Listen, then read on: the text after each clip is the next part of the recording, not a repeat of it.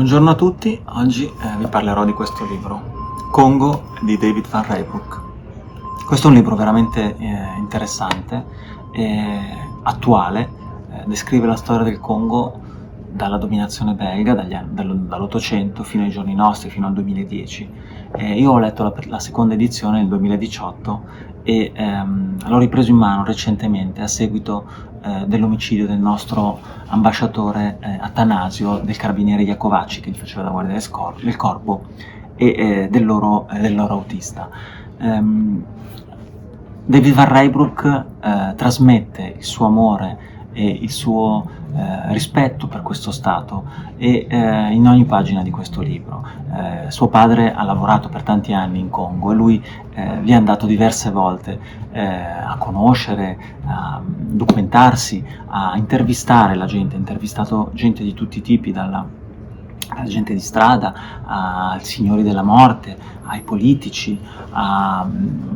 andato anche in Cina dove c'è una nutritissima comunità congolese e il suo amore, il suo dolore per la travagliata storia del Congo veramente arriva fino a noi, oserei dire in ogni pagina. Questo è un libro veramente documentato e descritto in ogni fase della storia del Congo. Quello che posso fare io è dare una breve descrizione della storia del Congo, dalla dominazione belga, di cui sono rimaste le tracce fino ai giorni nostri, in cui recentemente infatti il governo belga si è scusato per le terribili massacri che sono stati fatti sotto la dominazione di Leopoldo, del principe Leopoldo, soprattutto a causa dell'estrazione della gomma, che allora era considerato il business, il motore trainante dell'economia, e anche per la facilità con cui si poteva recuperare questo materiale dagli alberi. Poi la dittatura di Mobutu, la dittatura lunghissima che fino agli anni 90, e poi le repubbliche, Lumumba, Kibala, e per arrivare ai giorni nostri, quando, come ho detto prima, la Cina ha questo nuovo tipo di dominazione in cui investe in infrastrutture senza poi garantirne la manutenzione, però si garantisce i ricavi dall'estrazione delle materie prime, soprattutto il rame, di cui il Congo è ricchissimo, ma il Congo ovviamente è ricchissimo di tantissime materie prime, l'oro, i diamanti, il coltan che è utilizzato per gli apparecchi tecnologici, soprattutto i cellulari, e la cui estrazione avviene in miniere senza alcun rispetto per i diritti umani. La storia del Congo ovviamente è una storia di massacri, una storia di rivalse, una storia di mancate ambizioni, è una storia di invasioni anche dai vicini, si pensi al Ruanda, di guerriglie, e tutta questa storia ci permette anche di identificare, anche dal punto di vista geografico, se pensiamo all'enorme estensione del Congo, che è il più grande stato africano, anche l'evento che ci ha colpito direttamente con l'uccisione di Iacovacci e Attanasio. E questa storia, secondo me, riesce a raccontarci in maniera molto efficace e puntuale tutte queste dinamiche, e solo la conoscenza può permetterci, la conoscenza di questi eventi può permetterci di uscire dai nostri pregiudizi, e questo sia, credo, uno dei regali più belli che ci fa questo libro. E secondo me l'altro regalo molto molto importante è l'incredibile empatia di David Van Rijbroek. Si riconosce l'amore e l'empatia che Van Rijbroek prova per queste persone che lui intervista, e io mi permetto di descrivere degli eventi che mi sono rimasti nella memoria dalla mia prima lettura e che mi sono andato a rivedere nella seconda lettura quando c'è stato l'evento dell'uccisione del nostro ambasciatore. E questi eventi sono rappresentati da alcune persone. Uno, primo tra tutti, è Etienne Nkasi, che è quest'uomo a cui David Van Rijbroek dedica il libro. E David Van Rijbroek descrive quando lui va a intervistare Nkasi nella sua casa, una casa poverissima, circondato dai suoi nipoti, bisnipoti, e la cosa peculiare è che Nkasi descrive eventi avvenuti nell'800. Infatti David Van Rijbroek dice che Nkasi è nato nel 1882 poi è morto quando il libro è stato completato nel 2010 e questa cosa a cui io, la mia formazione scientifica si ribella, in realtà è accettata da David Van Rebbe come un dato di fatto. Lui dice: in Congo alcune persone vivono più della media mondiale, diciamo, più dell'uomo normale. E questa cosa, nonostante possa farci sollevare più di un sopracciglio, in realtà dal lettore viene accolta quasi come un dato di fatto, quasi come un racconto, quasi come uno svolgersi di una situazione che fa parte di quello stato, fa parte dell'unicità di quella popolazione, in cui alla fine la cultura viene tramandata per via orale. Quindi alla fine cosa importa che una storia sia tramandata da generazioni o sia stata vista personalmente da una persona che dice di averla vista? L'importante è la storia, è quello che è stato raccontato, e secondo me è quello che vuole dirci David di questa storia, cioè non vuole farci dare dei giudizi, vuole semplicemente che noi riusciamo a apprezzare il resoconto puntuale di quest'uomo che o indirettamente o direttamente ha visto gli eccidi dei belgi e ha visto lo sfruttamento dei suoi compatrioti. L'altro evento che mi ha colpito molto è stato durante la dittatura di Mobutu, è un evento famosissimo e io vi consiglio la visione di un documentario del 96, When We Were Kings, quando eravamo re, ed è stato l'evento mediatico più importante probabilmente della storia del Congo, che è stato l'incontro di pugilato tra Muhammad Ali e George Foreman. Ora, indipendentemente dal valore sportivo, dal valore mediatico, dal valore politico di questo evento, la cosa che mi ha sempre colpito è stato il fatto che ci fossero due neri,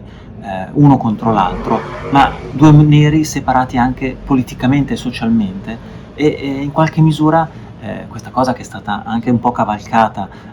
anzi soprattutto cavalcata da Muhammad Ali, un personaggio che io ho sempre stimato tantissimo,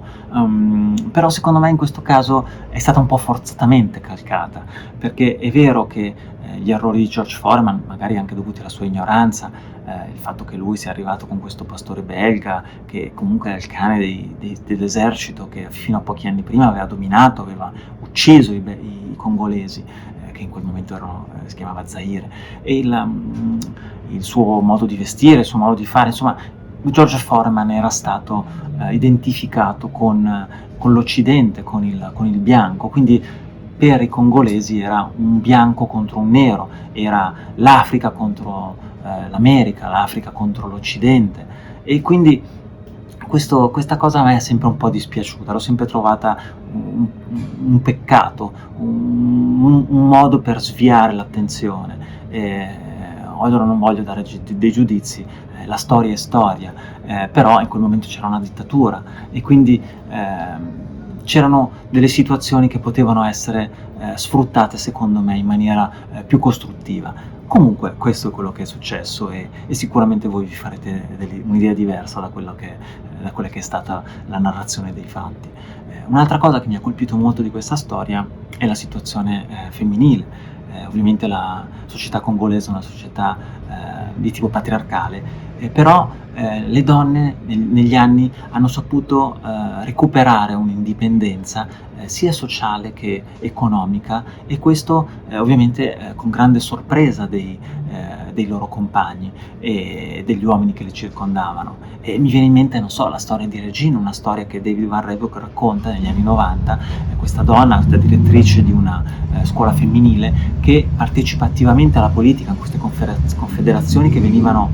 queste conferenze che venivano fatte, sono state fatte che hanno fatto per cacciare Mobutu negli anni 90, poi c'è stata queste elezioni, questa donna che si è attivata, che è stata parte attiva di questi eventi. Oppure mi viene in mente Teresa, una donna che per il rispetto dei diritti civili ha marciato anche da sola nelle vie della città,